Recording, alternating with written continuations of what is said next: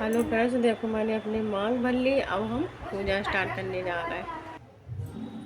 Hello friends,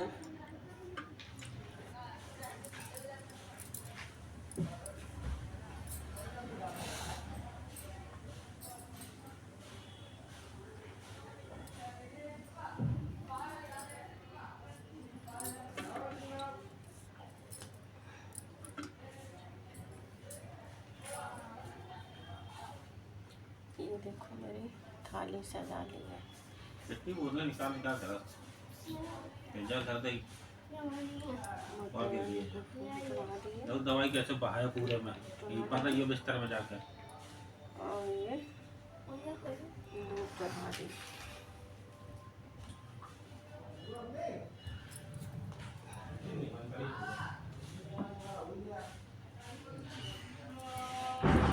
गौ माता को फूल चढ़ा दिए।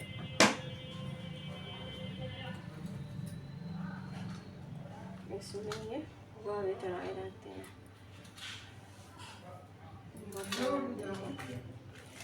ये देखो सामान है सुहाग का। इसमें 7 या 5 चीज़ें ये सुहाग की चढ़ाई जाती हैं। देखो मैंने मेहंदी की कीप है, ये लिपस्टिक है, धागा है, सिंदूर है, बिंदी है और ये बिछिया है। ये देखो बिछिया है। ये चूड़ी माता रानी को चढ़ा रहे हैं। जय हो माता रानी की। वो चूड़ा करना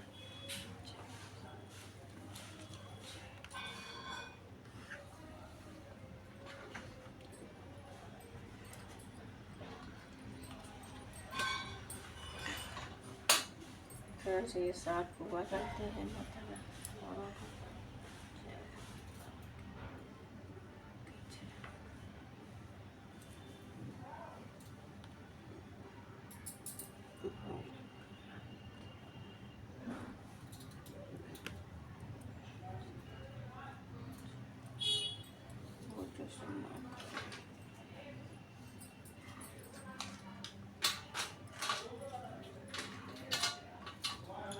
पैसे भी चढ़ाए जाते हैं। पैसा मेरे कितने का है? 20 का है ना? ये रख दे इधर थाली। मेरे आयुष चढ़ाने के लिए टीका लगा दे।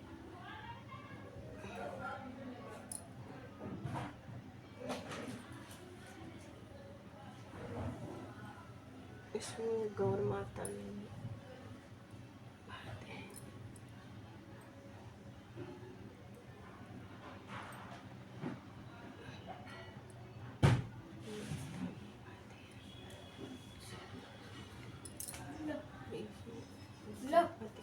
रखो इसे थोड़े से, थोड़े बस बस बस।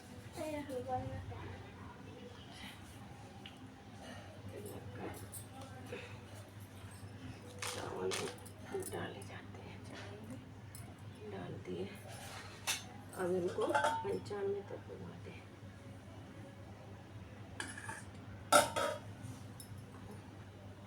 भोले बाबा को 95 भी करवाई जाती है।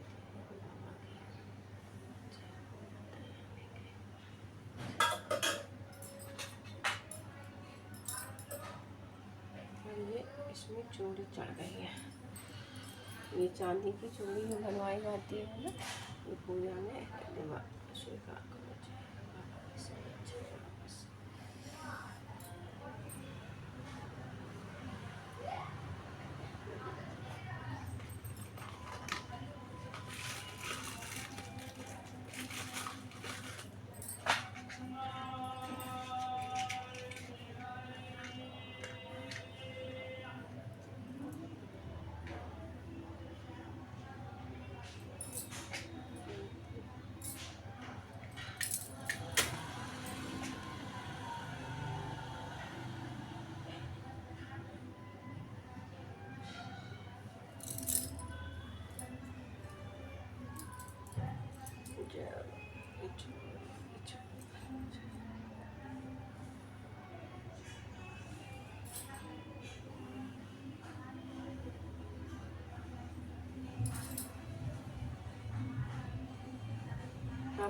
कथा पढ़े।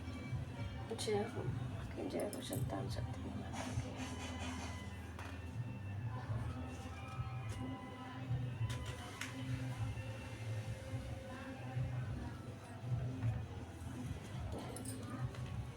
सत्तावन सप्तमी की व्रत कथा। एक दिन महाराज युधिष्ठिर ने भगवान से कहा, हे प्रभु, कोई ऐसा उत्तम व्रत बताइए जिसके प्रभाव से मनुष्य सांसारिक दुख क्लेशों से दूर करके पुत्र एवं पुत्रवान हो। यह सुनकर भगवान बोले, हे राजन, तुमने बड़ा ही उत्तम प्रश्न किया। मैं तुमको एक पौराणिक इतिहास सुनाता हूँ, जो ध्यान पूर्वक सुनो। एक समय लोमन ऋषि ब्रजराज की मथुरापुरी में वासुदेव देवकी के घर गए। ऋषि राज को आया हुआ देखकर जानकर दोनों ही बहुत प्रसन्न हुए तथा उत्तम आसन पर बैठकर उनके अनेक प्रकार से वंदना व सत्कार किया। फिर मुनि के चरणों तक से अपने घर तथा शरीर को पवित्र किया। मुनि प्रसन्न होकर उनको कथा सुनाने लगे। कथा को कहते कहते लोमन ऋषि ने कहा, हे देवकी, दुष्ट दुराचारी पापी कंस ने तुम्हारे कई पुत्र मार डाले हैं, जिसके कारण से मन भी अत्यंत दुखी है। इसी प्रकार राजा नहुष की पत्नी चंद्रमुखी भी दुखी रहा करती थी, किंतु उसने संतान सप्तमी का व्रत विधिपूर्वक किया, जिसके प्रभाव से उसको संतान का सुख प्राप्त हुआ। यह सुनकर देवकी ने हाथ जोड़कर मुनि से कहा, हे ऋषिराज, कृपया करके रानी चंद्रमुखी का संपूर्ण वृत्तांत तथा इस व्रत का विधान पूर्वक विस्तार पूर्वक बताइए, जिससे मैं भी इस दुख को छुटकारा पाऊं। लोमन ऋषि ने कहा, हे देवकी, अयोध्या के राजा नहुष थे। उनकी पत्नी चंद्रमुखी अत्यंत सुंदरी थी। उस नगर में विष्णुगुप्त नामक एक ब्राह्मण रहता था। उसकी पत्नी का नाम भद्रमुखी था। वह अत्यंत रूपवान व सुंदरी थी। रानी और ब्राह्मणी में अत्यंत प्रेम था। एक दिन वे दोनों सरजू नदी में स्नान करके निर्मित गई। वहां पर उन्होंने देखा कि बहुत सी स्त्रियां सरजू नदी में स्नान करके निर्मल वस्त्र पहनकर एक मंडप में श्री शंकर जी एवं पार्वती जी की मूर्ति स्थापित करके उनकी पूजा कर रही थी। रानी ब्रह्मणी ने यह देखकर उन स्त्रियों से पूछा कि बहनों, तुम यह सब किस प्रकार देवता और किस कारण से यह पूजन व्रत आदि कर रही हो? तथा उन औरतों ने कहा, हम संतान सप्तमी का व्रत कर रही हैं और हमने शिव पार्वती का पूजन अक्षत आदि से विधि से किया है। यह सब इसी पुनीत व्रत का विधान है। यह सुनकर रानी और ब्राह्मणी ने यह व्रत करने का मन ही मन संकल्प किया। घर वापस लौट आई। ब्राह्मणी चंद्रमुखी को इस व्रत को नियमपूर्वक करती रही, किंतु रानी चंद्रमुखी राजभद्र के कारण व्रत को कभी करती, कभी न करती, कभी भूल जाती। कुछ समय बाद दोनों मर गई। दूसरे जन्म में रानी ने बंदरिया और ब्राह्मणी ने मुर्गी योनि पाई, परंतु ब्राह्मणी मुर्गी की योनि में भी कुछ नहीं भूली और भगवान शंकर तथा पार्वती जी का ध्यान करती रही। उधर रानी बंदरिया का योनि में सब कुछ भूल गई। थोड़े समय के बाद इन दोनों ने यह भी देह त्याग दिया। अब तीसरा जन्म मनुष्य योनि में हुआ। उस ब्राह्मणी ने तो एक ब्राह्मण के यहाँ कन्या के रूप में जन्म लिया तथा रानी ने एक राजा के यहाँ राजकन्या के रूप में जन्म लिया। उस ब्राह्मणी पुत्री का नाम भूषण देवी रखा गया तथा विवाह योग होने पर उस विवाह गोकुल निवासी अग्निभीम नामक ब्राह्मण के घर कर दिया। भूषण देवी इतनी सुंदर थी कि आभूषण रहित होते हुए वह अत्यंत सुंदर लगती थी। कामदेव की पत्नी रंभा भी उसके सम्मुख लजाती थी। भूषण देवी के अत्यंत सुंदर सर्व गुण संपन्न चंद्रमा के समान धर्मनिष्ठ कर्मनिष्ठ सुशील स्वभाव वाले 8 पुत्र उत्पन्न हुए। यह सब शिव जी के व्रत का पुनीत फल था। दूसरी ओर शिव विमुख रानी के गर्भ में कोई पुत्र नहीं था और वह निसंतान दुखी रहने लगी। रानी और ब्राह्मणी में जो प्रीत पहले जन्म में थी वह बनी रही। अब रानी जब वृद्धावस्था को प्राप्त हुई तब उसने एक गूंगा व बहरा बुद्धिहीन अल्पायु वाला पुत्र हुआ। वह 9 वर्ष की आयु में ही इस क्षण भंगुर संसार को छोड़कर चला गया।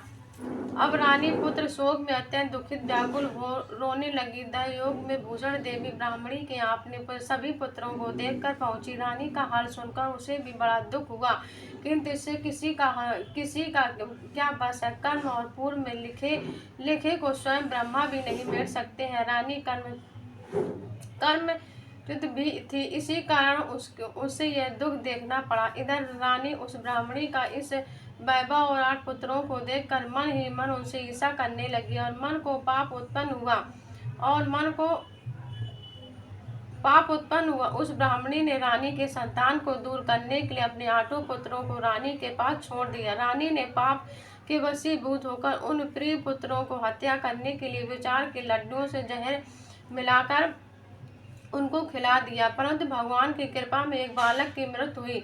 यह देखकर रानी बड़ी आश्चर्यचकित हो गई और रहस्य का पता लगाने मन में ठान ली भगवान की पूजा से निर्वृत हो। जब भूषण देवी आई तो रानी ने उससे कहा कि मैंने तेरे पुत्रों को मारने के लिए इन्हें जहर मिले लड्डू खिलाए, किंतु इसमें से एक भी न मरा। तूने ऐसा कौन सा व्रत किया जिसके कारण तेरे पुत्र नहीं मरे और तू नित्य नए सुख भोग रही है? तू बड़ी सौभाग्यशाली है। इसका भेद मुझे निष्कपट होकर समझा। मैं तेरी बड़ी ऋणी रहूंगी। रानी ने ऐसे दीन वचन सुनकर ब्राह्मणी बोली, हे रानी सुनो, तुमको मैं पूर्व जन्म का हाल सुनाती हूँ, जो ध्यान पूर्वक सुनना। पहले जन्म में तुम नहुष की पत्नी थी। तुम्हारा नाम चंद्रमुखी था और मेरा भद्रमुखी था। हम दोनों अयोध्या में रहते थे। हम दोनों में बड़ी प्रीति थी। एक दिन हम दोनों सरजू में स्नान को गई। वहाँ दूसरी औरतों का संतान सप्तमी का उपवास था। शिव पूजन करते देखकर हम दोनों ने इस व्रत को करने की प्रतिज्ञा की, पर तुम राजमद के कारण सब भूल गई और झूठ बोलने का दोष लगा, जिसमें तुम आज भी भोग रही हो। इस कारण व्रत को निर्मा पूर्वक किया और आज मैं भी करती हूँ। दूसरे जन्म में तुमको बदरिया का जन्म मिला, हमें मुर्गी योनि मिली।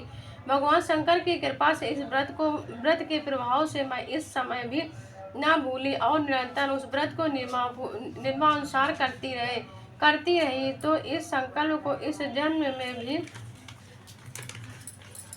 में भी भूल गई। तो मैं समझाती हूँ कि तुम्हारे ऊपर जो ये संकट है, एकमात्र यही कारण है कि दूसरा कोई कारण नहीं है। इसलिए मैं कहती हूँ कि आप इस संतान सप्तमी के व्रत को, जिससे तुम्हारा यह दुख दूर हो। लोमन ऋषि ने कहा, हे देवकी, भूषण देवी के मुख से अपने पूर्व जन्म की कथा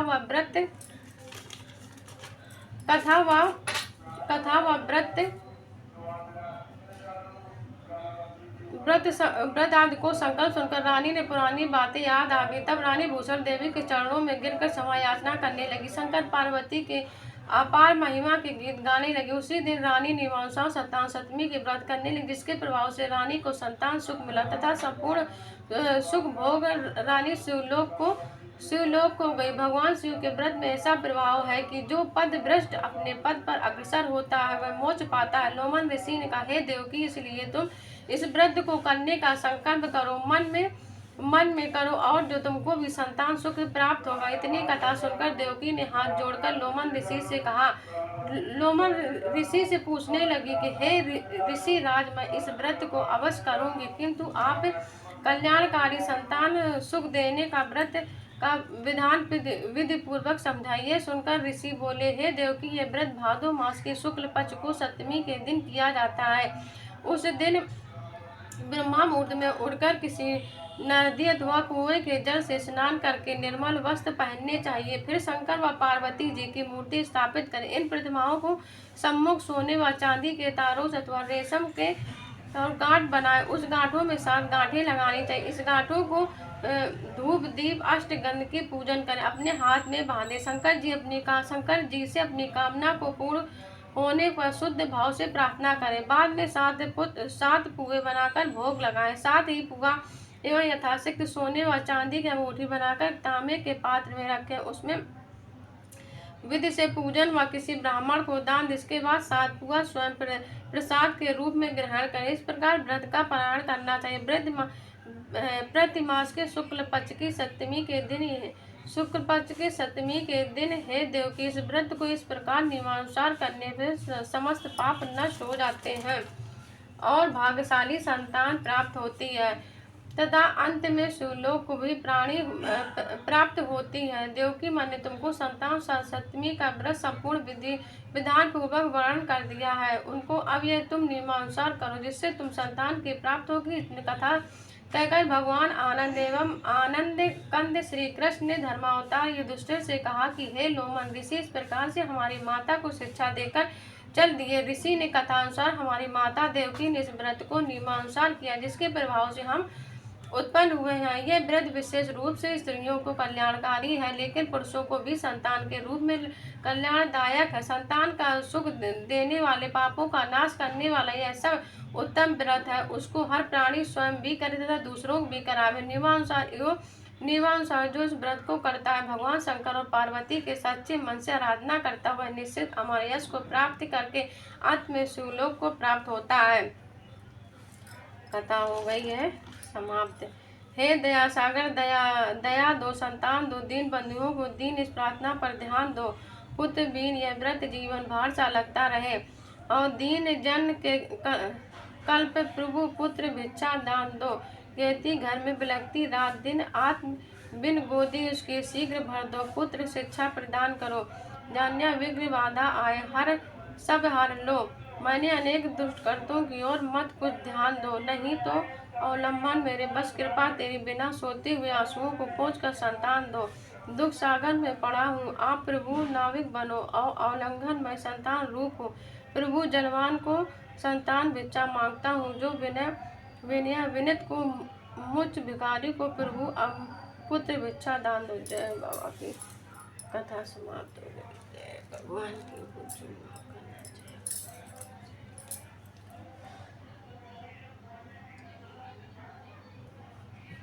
आरती देखो जल गई है।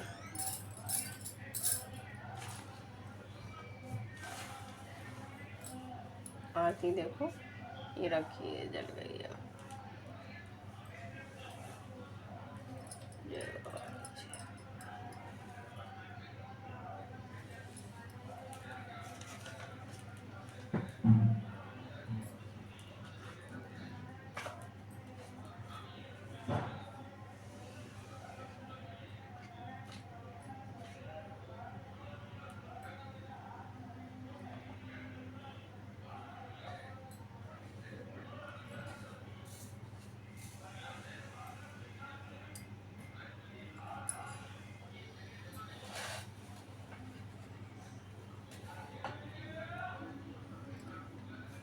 आरती सकते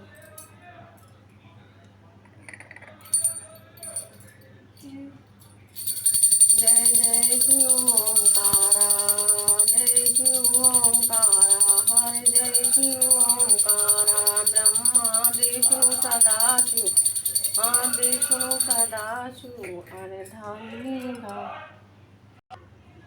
ये देखो मैंने कपूर जला है, कपूर जला लिया।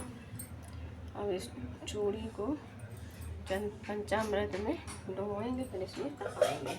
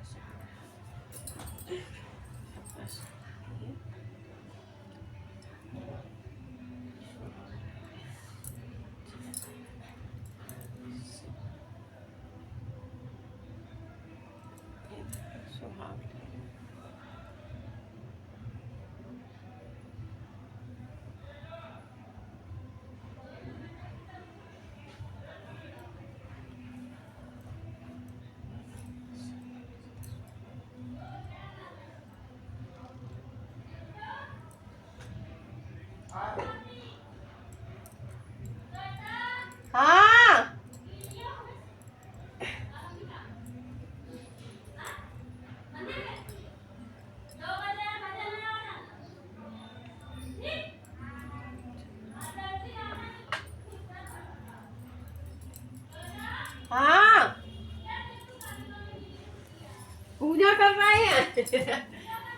हाँ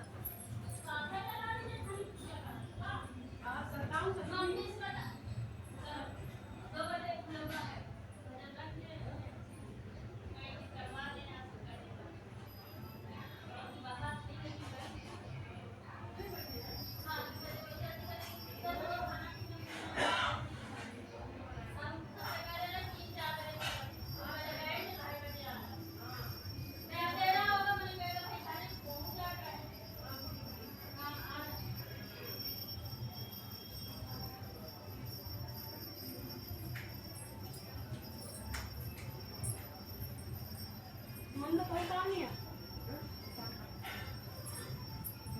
नहीं है तुम्हारा दोपहर में जाना है काम कर रही है काम नहीं है अब ये चूड़ी पहन लेते हैं।